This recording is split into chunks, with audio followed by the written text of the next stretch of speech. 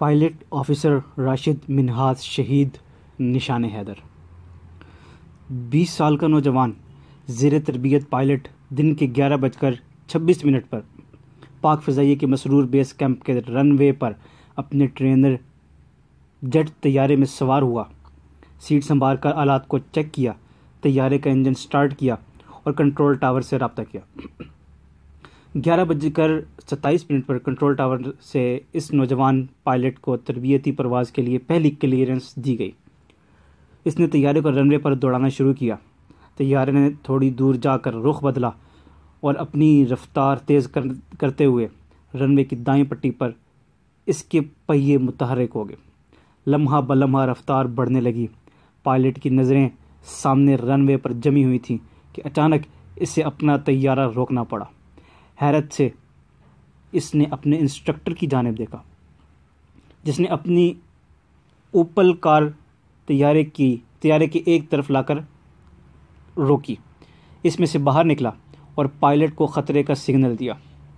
شاید طیارے میں کوئی فنی خرابی ہے، جس کا علم ہونے پر میرا انسٹرکٹر مجھے روکنے کے لیے خود چلا آیا، پائلٹ نے سوچا اور طیارہ روک لیا۔ پائلٹ کو اپنے ٹرینر جیٹ طیارے کی دوہرے کنٹرول کی صلاحیت سے بخوبی آگاہی تھی۔ ایسے طیارے دوران تربیت اس لیے استعمال ہوتے تھے کہ انسٹرکٹر اور زیر تربیت پائلٹ کسی بھی ایمرجنسی میں ایک دوسرے کی مدد کر سکیں۔ دونوں کے سامنے یکساں کنٹرول پینل ہوتے ہیں، اس لیے جب زیر تربیت پائلٹ ایسا طیارہ اڑاتا ہے تو اس کے عقب میں نشست پر بیٹھا اس کا انسٹرکٹر اس کی ہر حرکت پر نگاہ رکھتا ہے، تاکہ پائلٹ اگر کوئی غلطی کرے تو وہ اسے روک سکے، ٹوک سکے، اس کی غلطی کی اصلاح کر سکے۔ ایک دیوار نما روک پائلٹ اور انسٹرکٹر کے درمیان موجود ہوتی ہے۔ کنوپی بند ہو جانے کے بعد پائلٹ اور انسٹرکٹر آپس میں جسمانی طور پر کٹ جاتے ہیں۔ آلات و سکرین کے ذریعے ان کا رابطہ بہرحال رہتا ہے۔ پائلٹ نے انسٹرکٹر کے ہر ارادے سے بے خبری کے عالم میں طیارہ روکا اور اپنے منہ سے گیس ماسک ہٹایا۔ سر، پائلٹ نے احتجاج کرنا چاہا، مگر تب تک انسٹرکٹر زبردستی کاکپٹ میں داخل ہو چکا تھا۔ سر، پائلٹ کو غصہ آ گیا، آپ کو آج میرے ساتھ پرواز میں شمولیت کی اجازت نہیں ہے۔ اس نے پلٹ کر یونیفارم کی بجائے عام کپڑوں میں ملبوس انسٹرکٹر کو دیکھتے ہوئے کہا۔ اس کی اس بات کا جواب انسٹرکٹر نے زبان سے پھر بھی نہ دیا، بلکہ عملی طور پر عقبی نشست پر بیٹھ کر کنٹرول پینل پر قبضہ جما لیا۔ پائلٹ آفیسر مزید کچھ کہنا چاہتا تھا کہ اس کے کانوں میں اپنے انسٹرکٹر کے 2 ایسے جملے پڑے جس نے اس کو لمحہ بھر کے لیے سن کر دیا۔ وہ وائرلیس پر کراچی میں موجود اپنے 2 ساتھیوں کو پیغام دے رہا تھا: میں جودھ پور جا رہا ہوں، تم میرے گھر والوں کو ساتھ لے کر فوراً بھارتی ہائی کمیشن چلے جاؤ اور وہاں پناہ لے لو۔ اوور۔ انسٹرکٹر غداری کے پلان پر مکمل طور پر عمل کر چکا تھا۔ وہ جانتا تھا کہ اس کی اس خوفناک انجام کی حامل غدارانہ حرکت کے بعد نہ وہ خود محفوظ رہے گا، نہ اس کے بیوی بچے اور نہ اس کے ساتھی۔ اسی لیے اس نے بھارتی ہائی کمیشن میں پناہ لینے کی راہ ڈھونڈی تھی۔ جو ہی اس کی بات ختم ہوئی، پائلٹ آفیسر کو جیسے ہوش آ گیا۔ اس کے سر سے پاؤں تک خون میں آگ کی ایک لکیر پھیلتی چلی گئی۔ وہ اور اس کا وطن ایک غدار کے حربے کا شکار ہونے جا رہے تھے۔ فوری طور پر اس نے ماڑی پور کے کنٹرول ٹاور سے رابطہ قائم کیا اور پیغام دیتے ہوئے کہا: مجھے اغوا کیا جا رہا ہے، میرے غدار انسٹرکٹر کے ساتھی بھارتی ہائی کمیشن میں پناہ لینے جا رہے ہیں، انہیں فوری طور پر روکا جائے۔ جس وقت یہ پائلٹ آفیسر یہ پیغام دہرا رہا تھا، اسی لمحے گھڑی کی سوئیاں 11:29 اور 30 کا وقت بتا رہی تھیں۔ اس اثنا میں غدار انسٹرکٹر نے رومال پر کلوروفارم چھڑکا اور پائلٹ آفیسر کو بے ہوش کرنے کے لیے اس پر ٹوٹ پڑا۔ دوسری طرف کنٹرول ٹاور انتظامیہ اس کے الفاظ کو سنتے ہوئے یہ محسوس کر رہی تھی کہ جیسے پائلٹ آفیسر کسی سے جسمانی طور پر بھی نرد آزما ہوا اور مخالف کے حملے سے بچنے کی کوشش کر رہا ہو۔ آفیسر، پرواز منسوخ کر دو، طیارہ اغوا نہ ہونے دیا جائے، فوراً پرواز منسوخ کر دو۔ کنٹرول ٹاور سے یہ ہدایات پائلٹ آفیسر کو 11:30 پر جاری کی گئی، مگر تب تک غدار انسٹرکٹر طیارے کے کنٹرول پینل پر قبضہ کرنے کے بعد پائلٹ آفیسر کو نیم بے ہوش کر چکا تھا۔ 11:31 پر اس نے طیارے کو فضا میں بلند کر لیا۔ طیارے کا رخ بھارت کی طرف تھا۔ طیارہ 20 ڈگری کا زاویہ بنائے مشرق کی طرف اڑ رہا تھا۔ غدار انسٹرکٹر کا بچ نکلنا بے حد خطرناک تھا۔ وہ بے حد اہم خفیہ دستاویزات لے اڑا تھا۔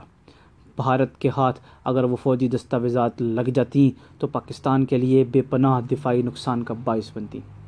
اگر بفرض محال ان سے چھین کر دستاویزات ضائع بھی کر دی جاتی اور وہ دستاویزات کے بغیر بھارت جا پہنچتا تو اس کی زبان سے نکلنے والا ہر راز بھارت کے لیے فائدہ مند اور پاکستان کے لیے تباہ کن ثابت ہوتا۔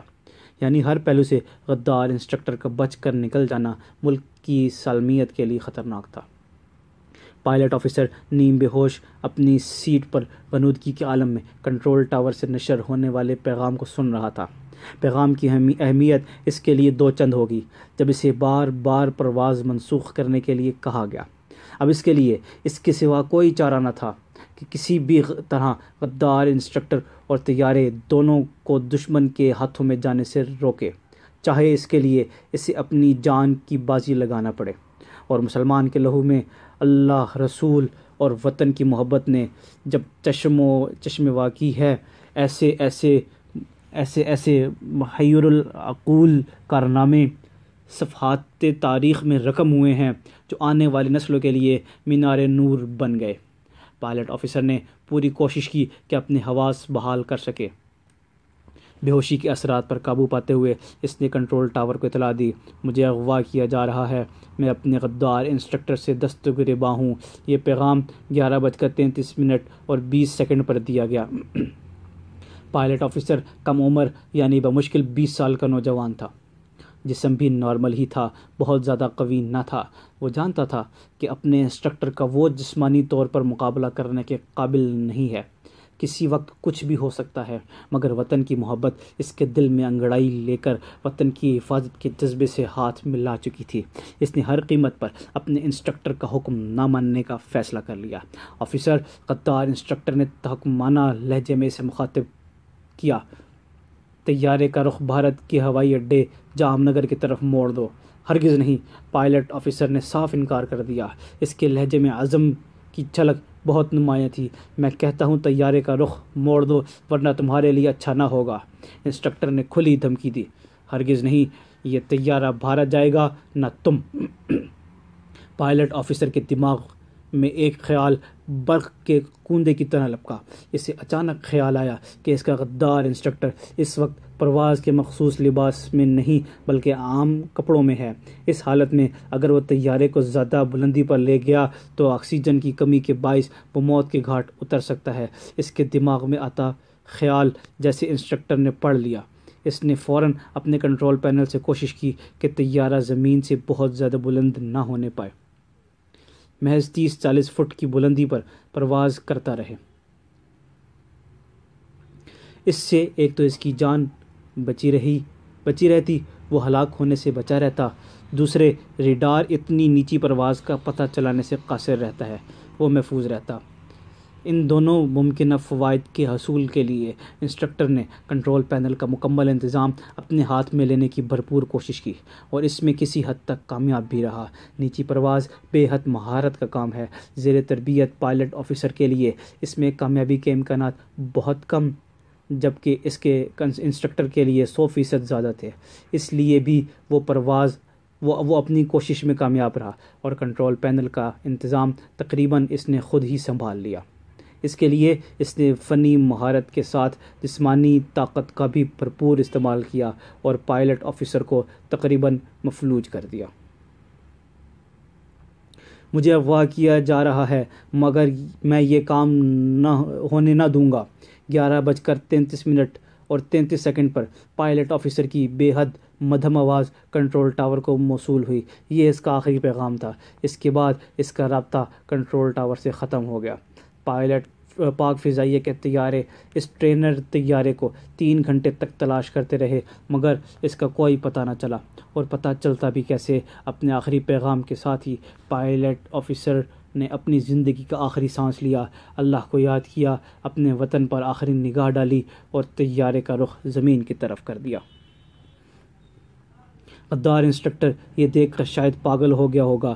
جان بچانے کے لیے اس نے ہر قسم کی کوشش کی ہوگی، پائلٹ آفیسر کو روکنے کے لیے اس پر جان لیوا حملہ کر دیا ہوگا، مگر اس وقت اس کی چیخیں دم توڑ گئی ہوں گی جب پائلٹ آفیسر کے ہونٹوں پر ایک آسودہ مسکراہٹ نے جنم لیا ہوگا۔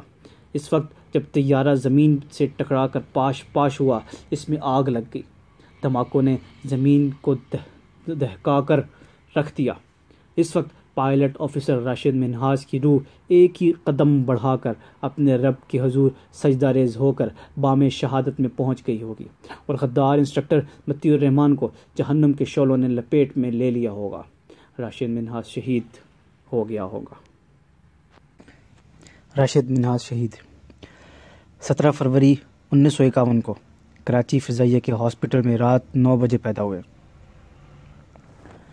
ان کا تعلق ایک راجپوت گھرانے سے تھا جس کے آباء و اجداد جموں کشمیر سے تعلق رکھتے تھے۔ ہجرت کے بعد یہ خاندان گورداسپور اور وہاں سے قلعہ صوبہ سنگھ ضلع سیالکوٹ میں آ کر آباد ہوا۔ راشد منہاس کے والد کا نام جناب مجید منہاس تھا۔ انہوں نے آرمی میں گیریجن انجینئرنگ کی ملازمت کی۔ بعد میں نوج سے ریٹائر ہو کر کراچی میں کنسٹرکشن کا کام کرنے لگے۔ دوسری جنگ عظیم میں وہ آرمی ہی میں ملٹری انجینئرنگ سروس میں تھے اور اپنی فنی کارکردگی کی بنا پر انڈیا میڈل، برما میڈل اور عراق میڈل حاصل کر چکے تھے۔ ان کی فنی زندگی ہی کے اثرات تھے کہ جوان ہونے پر راشد منہاس نے فضائیہ جوائن کرنے کا سوچا۔ راشد منہاس کو اسکول میں داخل کروا دیا گیا تو ان کے والد مجید منہاس صاحب لاہور میں تھے۔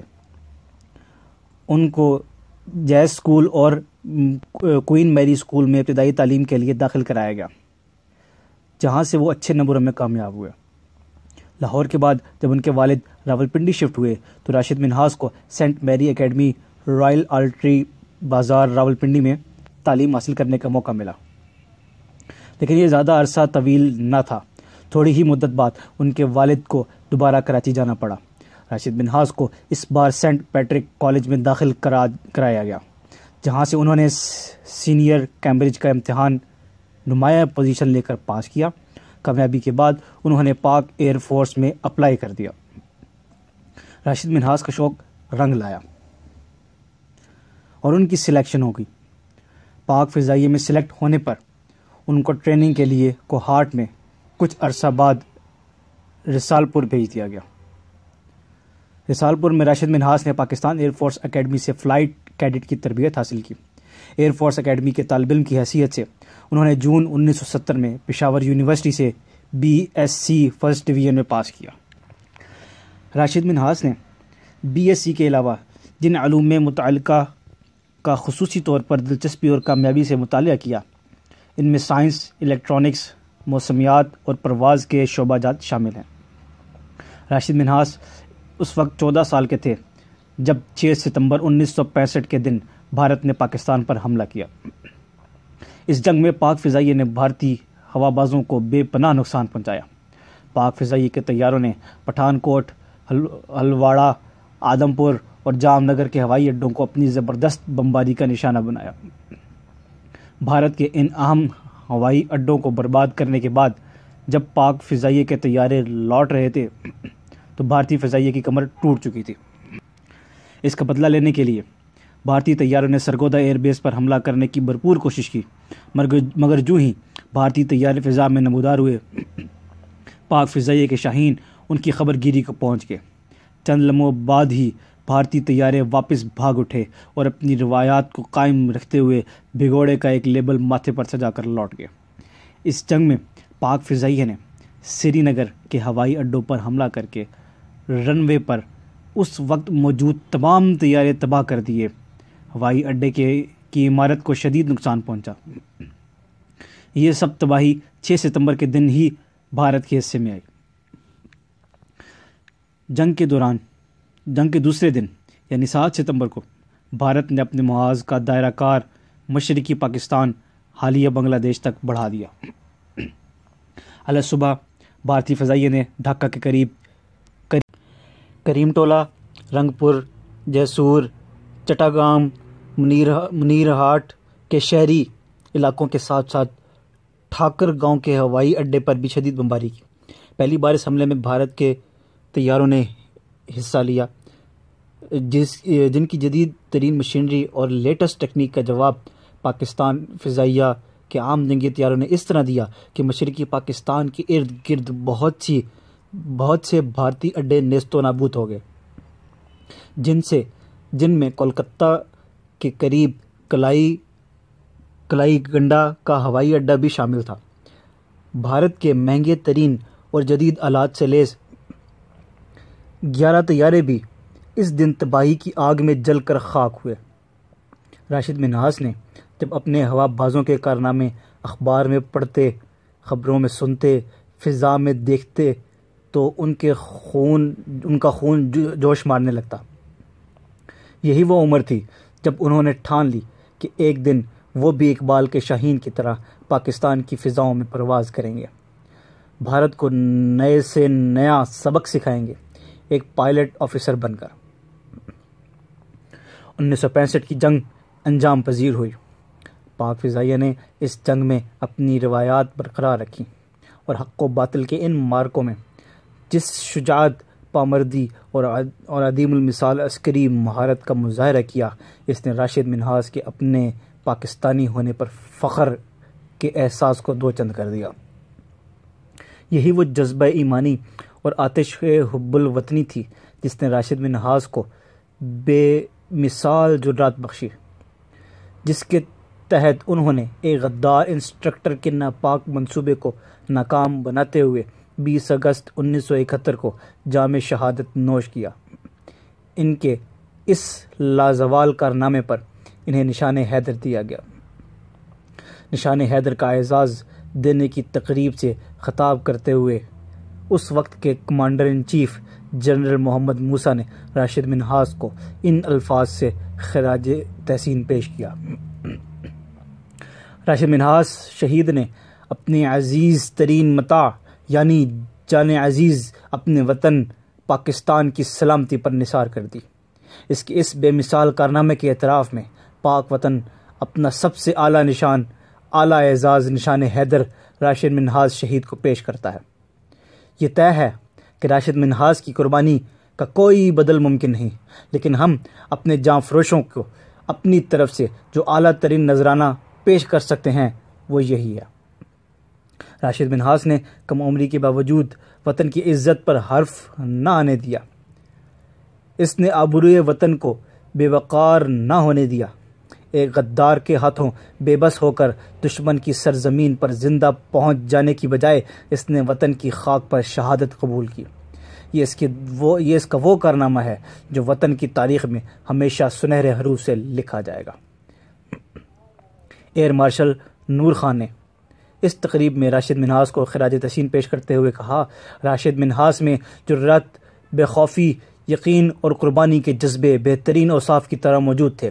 دشمن کے ساتھ وہ زندگی کے آخری لمحے تک مقابلے میں مصروف رہا۔ 9 منٹ کا یہ وقفہ اسے نفسیاتی برتری کے احساس سے سرشار کر گیا، جس کا ثبوت یہ ہے کہ وہ اچانک اس سازش کا شکار ہوا تھا، جبکہ اس کا حریف غدار مطیع الرحمان پوری منصوبہ بندی کے بعد اس کے طیارے میں گھسا تھا۔ راشد حالت جنگ میں تھا، نہ اس کے لیے تیار۔ مزید برآں کلوروفارم کا اثر بھی اسے مختل کر رہا تھا۔ اس کو جس صورتحال کا سامنا تھا، ایئر فورس اس سے توقع نہ کر رہی تھی کہ وہ اس طرح اپنی جان دے کر طیارے کو دشمن کے ہاتھوں میں جانے سے روک لے۔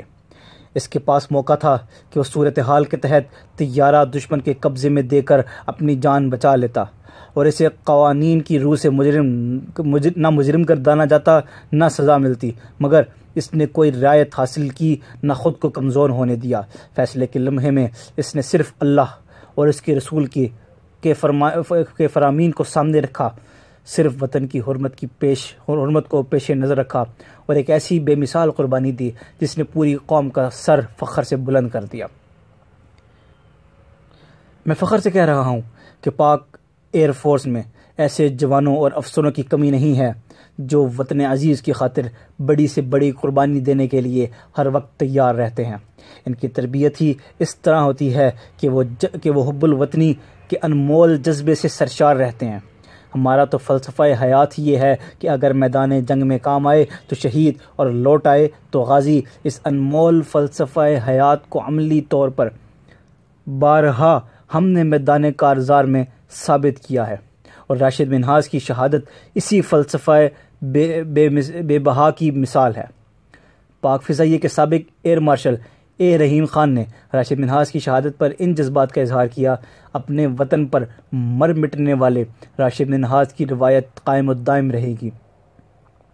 راشد منہاس میں وہ تمام صلاحیتیں موجود تھیں جو اسے پاک ایئر فورس میں اعلیٰ مقام دلانے میں معاون ثابت ہوتی، اور ایک دن وہ بہت بلند، اہم اور خاص مرتبے پر نظر آتا۔ لیکن یہ کیسی خوش نصیبی کی بات ہے کہ راشد منہاس نے اپنے کیریئر کی ابتدا میں ہی ایسا شاندار کارنامہ سر انجام دے ڈالا جس کی مثال کم ملتی ہے، جس کے پیچھے جذبہ حب الوطنی کی تمام تر شدتیں کار فرما ہیں، اور جس کے لیے صرف کوشش ہی نہیں، وہ نصیب بھی درکار ہوتا ہے جو خاص لوگوں کے حصے میں آتا ہے۔ راشد منہاس کو جو رتبہ اس کارنامے کی بدولت ملا وہ بہت کم لوگوں کو ملتا ہے۔ راشد منہاس کو زندگی میں اپنے کیریئر سے جو محبت اور اپنے شوق سے جو والہانہ لگن تھی، اس کے پیچھے اس کا ایک بے پناہ جذبہ ہمیشہ کام کرتا رہا، اور وہ یہ تھا کہ ان کو اپنے اسلاف میں سے بہادر، شجاع اور دلیر لوگوں کے تذکرے سننے اور پڑھنے کا جنون تھا۔ جنگ سے متعلق مواد کسی بھی شکل میں ہو، ان کے لیے باعث کشش تھا۔ جنگی فلمیں وہ بے حد اہتمام سے دیکھا کرتے۔ راشد منہاس کے پاس اپنی ذاتی چھوٹی سی لائبریری تھی جس میں شامل زیادہ تر کتابیں عسکری واقعات اور شخصیات سے تعلق رکھتی تھیں۔ اس سے یہ بات بخوبی واضح ہو جاتی ہے کہ راشد منہاس کو ابتدا ہی سے فوجی زندگی سے پیار تھا۔ ان کتابوں کے سر ورق عام طور پر جن تصاویر سے مزین ہیں وہ ٹینکوں، طیاروں اور اسلحے کی تصاویر ہیں۔ راشد منہاس کا ذاتی کمرہ جن شخصی تصویروں سے سجا ہوا تھا، ان میں افواج پاکستان کے جرنیلوں اور بہادروں کی تصاویر کی بہتات ہے۔ یہ تصاویر راشد منہاس نے اخباروں، رسالوں اور کیلنڈروں سے حاصل کی تھیں۔ ان تصویروں میں ایک خاص تصویر بہت کچھ کہتی نظر آتی ہے۔ اس تصویر میں پاکستان کا ایک فضائی مجاہد ہاتھ میں کپ لیے اپنے طیارے کے قریب کھڑا مسکرا رہا ہے۔ راشد منہاس نے اپنے ہاتھ سے اس تصویر کے نیچے ایک فقرہ لکھا ہے: دشمن اس جوان سے بہت ڈرتا ہے کیونکہ اس نے ستمبر 1965 کی جنگ میں اس کی خوب پٹائی کی تھی۔ اس ایک فقرے میں راشد منہاس کی پوری شخصیت جھلکتی ہے۔ دشمن کو مارنے اور اس کو عبرت کا سبق سکھانے والا فضائیہ کا شاہین راشد منہاس کو اس طرح متاثر اور اس قدر امپریس کرتا ہے کہ ایک فخر یہ فقرہ اس کی تصویر کے نیچے لکھ کر وہ تصویر کمرے کے دیوار پہ سجا لیتے ہیں۔ یہی وہ احساس تفاخر اور جذبہ شجاعت اور حسن حب الوطنی ہے جس نے راشد منہاس کو آخری لمحات میں جنگ جیت لینے کا فیصلہ کرنے کا حوصلہ بخشا، اور آج اس کی تصویر اور نام دشمن کے لیے عبرت بن چکا ہے۔